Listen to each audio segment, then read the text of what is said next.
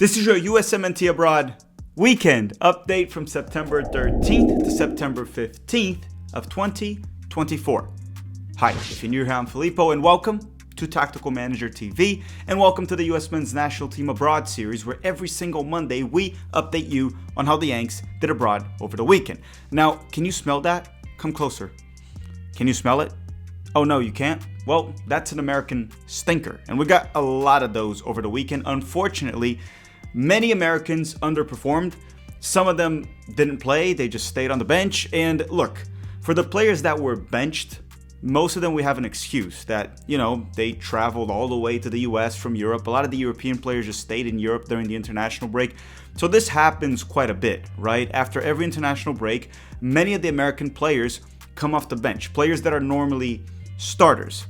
Now, in regard to the stinkers, I don't have an excuse for that. Yeah, the ones that sucked just sucked. So the same way I don't have any excuses for the stinkers, you have no excuses right now to not hit the like button. So do it right now, hit the like button, help us hit 1,000 likes before this recap starts. With that said, let's roll the intro and start the episode.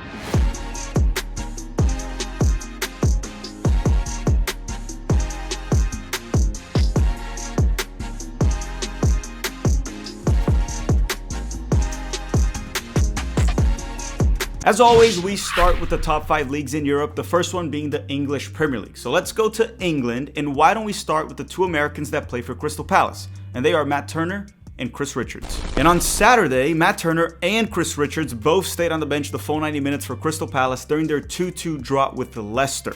And understand that I fully expect Matt Turner to get no minutes, but Chris Richards, I am assuming that it was due to the travel and the international break. And I think he will be back in the starting 11 next weekend. We're going to keep you posted next Monday. Next up is Anthony Robinson from Fulham. And on Saturday, Robinson started and played the full 90 minutes for Fulham during their 1-1 draw with West Ham. And remember, A-Rob did not join the US Men's National Team this window because he was resting. And that's probably one of the reasons why he played for Fulham. And A-Rob was actually one of the Americans that played well this weekend. He was rock solid defensively, good on offense down the left flank, and even got a few dangerous crosses. His performance was really good. There was one downside of it because West Ham scored at like the 94th or 95th minute, and A-Rob was a little bit to blame, right? They took a throw in and he fell asleep down the left side of the field for a second, which led to Bowen being able to get across. After that, Fulham's defense kind of collapsed, just had a terrible defensive moment, and that led to West Ham scoring. So it's not really mostly on Anthony Robinson, but maybe if he was focused for those like 3 seconds right there, he would have been able to maybe intercept, block, or stop Bowen from crossing that ball. But overall, looking at the big picture here, A-Rob had a very good performance for Fulham. The next player would have been Tyler Adams from Bournemouth, but he's still recovering from injury. We're hoping he'll be back within the next 30 days, but we don't have any current updates on when Tyler Adams will be back. That's it for the Americans that play in England. Now let's go to Italy and talk about the Americans in the Serie A. The first two being Christian Pulisic and Yunus Musah from Milan, and Gianluca Busio from Venezia, because Milan and Venezia clashed over the weekend. Well, they didn't really clash. It was more like Milan literally spanking Venezia. It wasn't pretty. I mean, unless you're a Milan fan, then it was pretty. And on Saturday, Christian Pulisic started and played 79 minutes for Milan during their 4-0 win over Venezia. Yunus Musah started off the bench for Milan and was sent in around minute 74.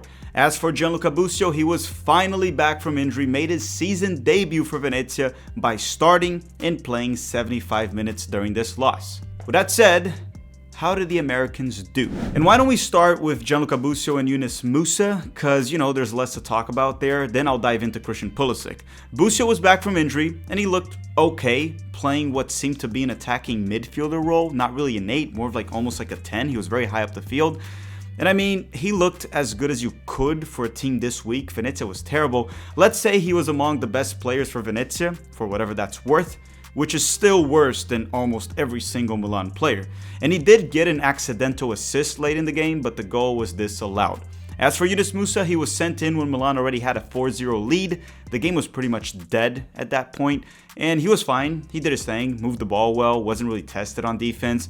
There's not much to say there. Musah looked fine. Okay, what about Christian Pulisic. He had a goal and an assist 24 minutes into the game. The goal was off a penalty kick, and the assist was a corner kick that he took.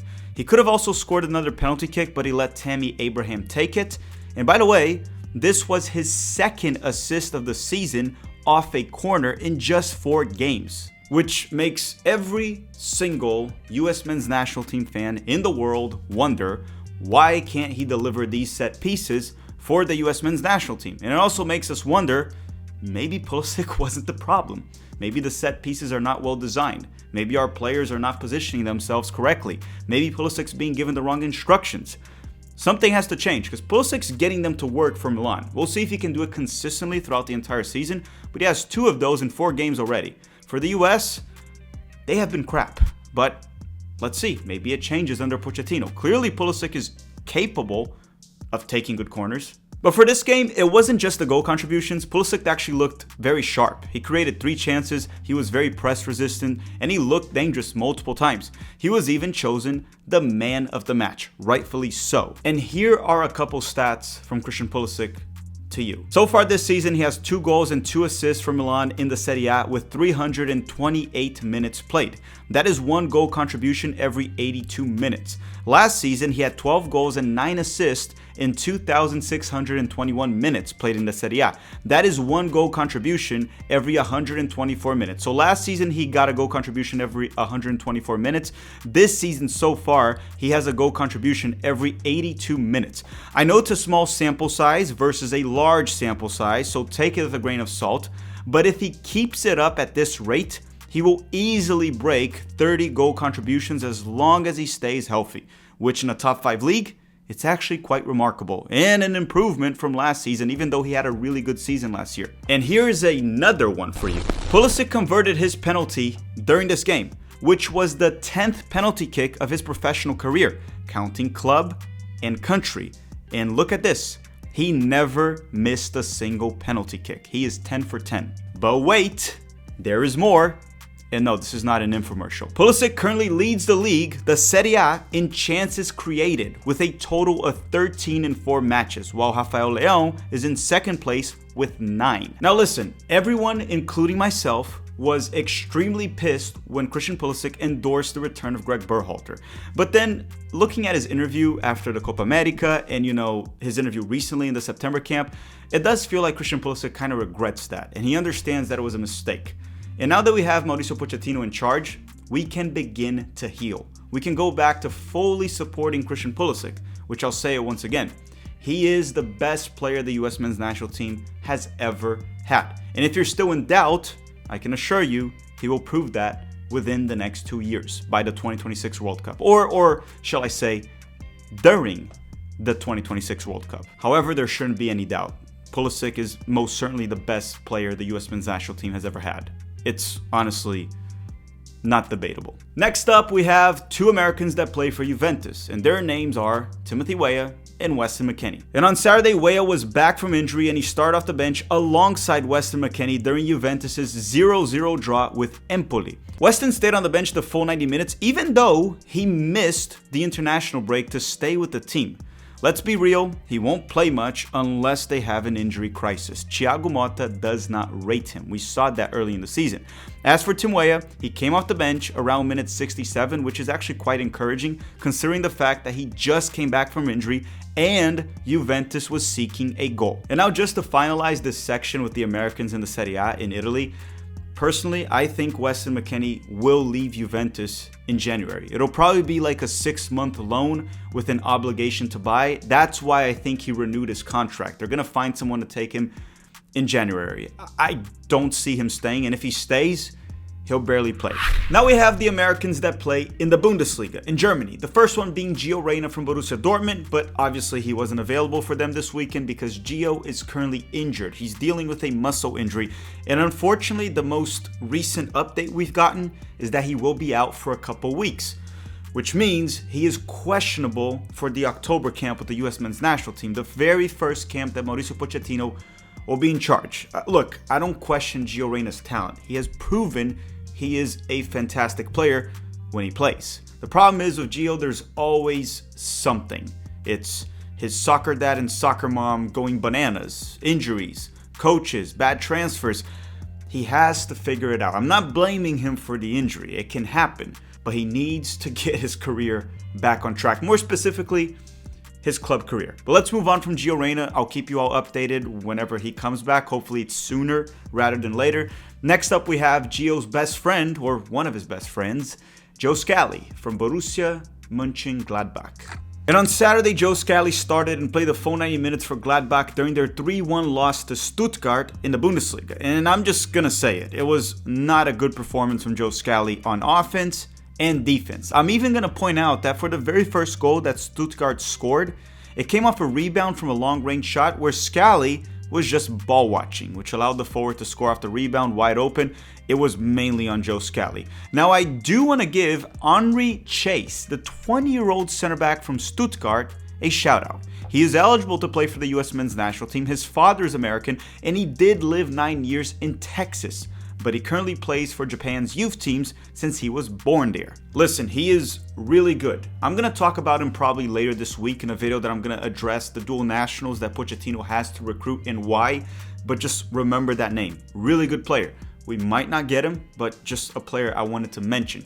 Next up would have been Kevin Paredes from Wolfsburg, but he's still currently injured. I believe it's an ankle injury. He's expected to be back this month of September, but he still wasn't available for Wolfsburg. So we're going to skip on Kevin Paredes and talk about Leonard Maloney from Heidenheim. And on Friday, Maloney started and played 86 minutes for Heidenheim during their 4-2 loss to Dortmund. He missed the United States men's national team camp this September due to an injury, but he's clearly fully fit right now because he was capable of playing 86 minutes for Heidenheim. He is a player that I am expecting to see in the October camp under Mauricio Pochettino, and I firmly believe he can be useful for the US men's national team. That's enough for Germany. Now let's go to Spain and talk about the Americans in La Liga. The first one being Luca de la Torre from Celta Vigo, and he wasn't with them once again. Luca is clearly healthy. He was playing for the United States a couple days ago. He was in the transfer block for this team, so they wanted to get rid of him during the summer. It seems like they probably didn't find a club. So I'm going to assume that Luca probably won't play very much for the remainder of 2024, and he'll likely get a move this January. There were rumors that he was going to come to MLS and play for San Diego. I don't know if that's true. I'll keep you all updated, but as of now, it doesn't look like Luca will play much for Celta Vigo this season. Next up, we have Johnny Cardoso from Real Betis. And on Friday, Johnny stayed on the bench the full 90 minutes for Real Betis during their 2-0 win over Leganés. And there are two things here. I heard that he stayed on the bench the full 90 minutes because this game was on Friday, not over the weekend, so they chose to rest him after the trip from the United States. We'll see if he plays next week against Getafe. Also, William Carvalho did leave the game injured, which means Johnny's minutes will probably go up. But then again, let's wait and see what happens next weekend. Johnny's expected to be a locked-in starter for Real Betis this season, but so far, it looks like he's not. I guess we'll see very soon. Next up, we have the Americans that play in Liga. Got those marbles stuck up your throat when you're saying it. So the French league. The first one I wanted to talk about very quickly is Kobe Henry. He finally made the bench for Reims, whatever way you pronounce that team. He's a 20-year-old center back, 20-year-old American center back, and he made the bench for the first time. If he consistently makes the bench for them and even gets minutes here and there, we will be covering him every single weekend. But this weekend specifically, even though he got no minutes, I wanted to give him a shout out, especially because we need center backs. So hopefully he breaks through. But the first player I want to talk about is Folarin Balogun from Monaco. And on Saturday, Balogun started off the bench and was subbed in the 64th minute for Monaco during their 3-0 win over Auxerre. Auxerre, is that how you say it? I don't know, that almost sounds like a deodorant brand. Axe? No, it's not Axe, it's Auxerre. Auxerre. There you go. With 4 matches played this season, Monaco currently sits in 3rd place in Liga with 3 wins and 1 draw. Balogun has no goals and no assists so far. And I'm a big fan of this player, and I have defended him a lot. But it has been a rough start to the season, and it's been even worse than the previous one that was already not great. Balogun, you gotta help me out here. I can't defend you if you keep playing like crap.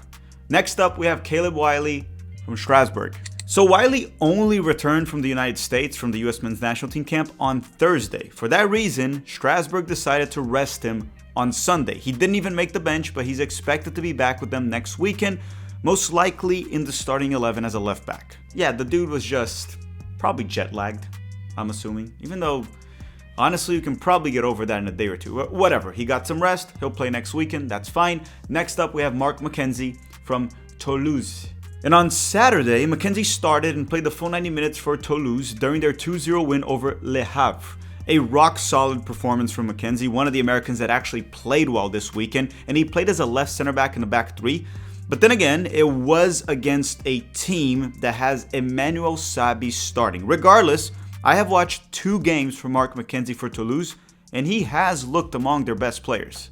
Last but not least, in France, we have Tenor Tessman from Lyon. And on Sunday, Tessman started off the bench and was subbed in the 89th minute for Lyon during their 0-0 draw with Lens. There's not much to say here. I mean, the dude got like a couple minutes, like 1 or 2 minutes, and then added time.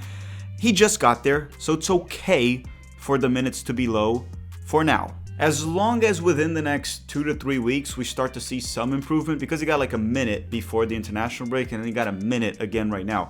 But as long as he starts to get 10 to 15 minutes a game slowly, that's fine. It's going to be a slow start. He's coming from the 2nd division of Italy to the 1st division of France. It's a big jump. There's a big gap right there. And he's also moving to a much better team than Venezia, so he's going to have to fight for that spot. Next stop, the Netherlands. And we're going to talk about the Americans that play in the Eredivisie. The first 3, or shall I say 4, the PSV boys. Malik Tillman, Ricardo Pepi, Richie Ledesma, and Dest. I like to always give Serginho Dest a shout out, but as you may know, he tore his ACL and he's not expected to be back till January of 2025. But why don't we talk about the players that are healthy? And on Saturday, Malik Tillman and Richie Ledesma both started for PSV during their 2-0 win over NEC. Tillman didn't get a goal contribution, but he played well. And as I said before, he is levels above the average Eredivisie player from a technical standpoint. I do want to add this, Malik Tillman was icing his ankle after the game, but it did only seem like a minor knock. I'm no doctor, or am I? No, I'm not. I'm no doctor, but he should be fine. As for Richie Ledesma, he also did well. He wasn't really tested defensively, but he provided decent support on offense and wasn't exposed on defense at any times. He even almost scored a banger in the second half, which is Musa's best skill set. It's Yunus Musa's specialty, right? Almost scoring a long-range banger. And of course, NEC getting an early red card helped PSV get this easy win. As for Ricardo Pepi, he was subbed in around minute 67. By then, the game was more or less dead. NEC was just trying to keep PSV from scoring more goals. I don't have much to say about Pepi. He barely touched the ball. Now, I do want to address one thing. I saw a post from CBS Golazo America saying that Ledesma has been immense for PSV. I want to talk about that because it's simply not true. It's misleading. Just watch the games. Right? He's been okay. He's been fine. He hasn't really been tested. PSV has been playing against opponents that they are very dominant, which allows their defenders or the back line, which Ledesma's playing as a right back, to not be exposed. They're never tested on defense, and Ledesma has been fine. And quite honestly, I'm happy for him. But when it comes to offense, for example, if you watch the games, he's technically the weak link compared to all other players like Malik Tillman himself, Luke de Jong, anyone, Bakayoko, all these players. Okay, so watch the game. Ledesma has been fine, but he hasn't been tested. This Tuesday, they're going to play against Juventus, and if he starts, that'll be his first big test. Regardless, I am happy for him. I hope he does well. But if I am being completely honest, and you guys know here at the channel, I try to be as honest as possible, then I only really address players that I truly watch. The other ones I just report on it. I would be very surprised if Richie Ledesma is still starting for PSV later this season. By later, I mean a couple months. Like, he might still start here and there, and he'll hold his own just fine against the mid-table and weaker Eredivisie sides. But again, he has not been immense for them. It's just misleading. He's been fine. Next up, we would have had the Americans that play for Utrecht, which are Taylor Booth and Paxton Aronson, but they didn't play against Ajax this weekend. Their game was postponed because of a police strike. Yes, that's why the game was postponed. There was a police strike, I believe in Amsterdam. That was probably it, I'm not sure, but that's why Utrecht versus Ajax was postponed, so the Americans didn't play this weekend. Next up, we're gonna go back to England to talk about the Americans that play in the EFL Championship, which is the second division of England. The first one being Josh Sargent from Norwich. And on Saturday, Sargent started and played the full 90 minutes for Norwich during their 1-0 loss to Swansea. He did create 3 chances, and he also had a few opportunities to score, but ultimately he ended the game with no goals or assists, which again, that's how forwards are judged upon. He wasn't available for the US men's national team during the midweek due to his ankle, but it's quite clear that he is fully fit because he was able to play the full 90 minutes for Norwich. Next up, we have Brenden Aaronson from Leeds, Red Bull United, and Luca Koleosho from Burnley because they clashed over the weekend. And on Saturday, Brenden Aaronson started and played 68 minutes for Leeds during their 1-0 loss to Burnley. And look, I watched this game, it was early on Saturday, and I thought Aaronson was quite poor. He didn't really play well, he just hustled and had maybe one good moment here and there, but the overall performance wasn't good in my opinion. Now, Koleosho started for Burnley and played 64 minutes for them when he was subbed out with an apparent injury. He walked off limping. I don't know if it's bad or not, we'll know more in the next few days, but he was subbed out due to an injury or alleged injury. Koleosho also scored the only goal of this match, the game winner. He stole the ball from the opponent on the defensive end and followed up with a fast-paced open field run with the ball, which led to a clinical finish, and he scored a very nice goal. His overall performance was pretty mediocre. He couldn't really take on any defenders. He wasn't really doing much besides hustling, but the goal most certainly makes up for all of that as it gave Burnley the win. Now, the next American I want to talk about is Haji Wright from Coventry. And on Saturday, Haji started off the bench and was subbed in the 65th minute for Coventry during their 1-1 draw with Watford. The goal they conceded was in transition after Haji lost the ball in the final third, but I ain't gonna blame a forward for losing the ball in the final third. It was all on the midfield and the defense, not on Haji Wright. I actually thought Haji looked good in those 25 minutes. He looked dangerous despite the limited minutes, and in a few occasions, he almost scored. He even hit the post off a header. I would say it was an overall solid performance off the bench. He'll likely start for them next week. This was definitely a bench, or I guess he was definitely benched due to traveling back from the United States. The next player would have been Ethan Horvath that plays for Cardiff in Wales, the country, but he got benched. Now, was Horvath benched because he traveled back from the US? Was he actually benched? I don't know. I don't really rate Ethan Horvath, so if he did actually get benched, I wouldn't be surprised. But since it was right after the international break and he was starting for them prior to that, I'm going to give him the benefit of the doubt. We'll see. We'll see next weekend if Horvath was actually benched or not. Last but not least, in England, we have Aidan Morris from Middlesbrough. And on Saturday, Aidan Morris started off the bench and was subbed in the 78th minute for Middlesbrough during their 1-1 draw with Preston North End.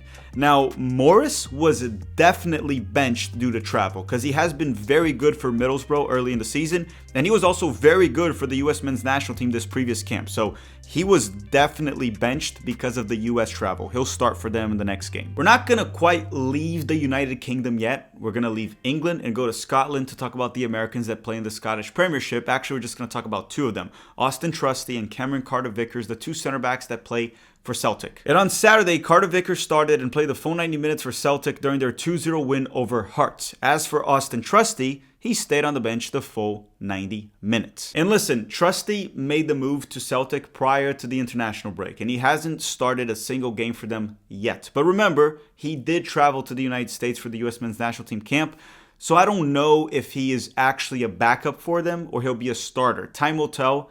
I guess it's still up for grabs. We'll see. That's another player just like Ethan Horvath that I don't know yet. Let's see if he'll play for them next weekend. And if you've made it this far in the video, don't forget to drop a like. We're not going to be covering the Americans in Liga MX this weekend. In the future, I'll do so. We know Zendejas is injured. Kate Cow actually got injured too. So essentially, the only Americans would be Brandon Vasquez and I guess Fidel Barajas. That's all. Gonna keep track of them, but we're probably not going to cover them every single weekend. Alright everyone, thank you very much for watching. Don't forget to drop a like before you go and a random comment in the comment section to rig the YouTube algorithm. I know this weekend kind of sucked outside of a few players like Robinson we talked about, Haji Wright was good, Pulisic was tremendous, but the next weekend will probably be better. Usually after the international break, Americans struggle. We cover them for years right now here on YouTube every single Monday, and this normally happens. It's pretty normal. But I want to thank you very much for watching, you for hitting the like button, you for all the support you've been giving the channel, and we look very much forward to covering the Americans abroad and the US men's national team now under the new head coach, Mauricio Pochettino. Thank you very much for watching, and have a great day.